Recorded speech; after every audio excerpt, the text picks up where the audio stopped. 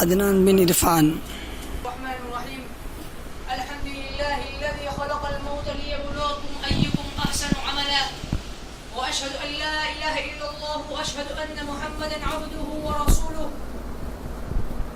قال الله تبارك وتعالى في القرآن المجيد والفرقان الحميد: إنا أنزلناه قرآنا عربيا لعلكم تعقلون.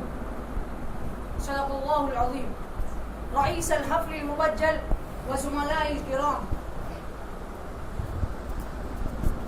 إن الله تبارك وتعالى خلق الإنسان وعلمه البيان وأسبغه بنعمة النطق، وهي نعمة عظيمة جليلة من الله عز وجل، وأفهمه ذريعة النطق وطريقته، فيبين بها الإنسان عواطفها ومشاعرها، أحاسيس القلب ودقائق النفس، دواخل القلب وخواجل النفس. إنه يشاهد الكون وما فيه، فتعلق المشاهد ويرتسم له التأثرات في صفحات ذهنه. وقال الشاعر: بقدر لغات المرء يكثر نفحه، بقدر لغات يكثر نفعه، وتلك له عند الشدائد أعوان. يا زملائي، إن الإنسان من الأبد اتخذ لتعبير الأحاسيس وتقديم المشاعر لغات مختلفة في أزمان المختلفة. اتخذ أحيانا لغة رومية، لغة عبرانية، لغة سامية، لغة إنجليزية، لغة كلدانية، لغة لاتينية، لغة هندية، لغة محلية، لغة عالمية، وما إلى ذلك من اللغات العالم.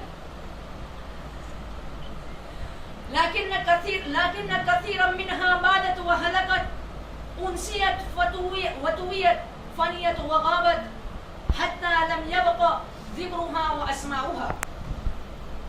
لكن كثيرا أوشكت إلى فناء وزوال. يا أحبائي، لا شك أن اللغة العربية تعد من اللغات الإنسانية السامية، والتي تعتبر جزءا من الحضارة العربية. يا أحبائي، صعوبات في فهم المسموع والمقروء، كما لا يخفى على من له إلمام باللغة العربية أن اللغة العربية في شبه القارة الهند يختلفون تماما عن الطفل الذي ولد في بيئة اللغة العربية، فإنه يتلقى اللغة من اللغة الأم بسماعها منها، فيفهمها أولا ثم ينطقها تدريجيا. أكتفي بهذه الكلمات وآخر دعوانا.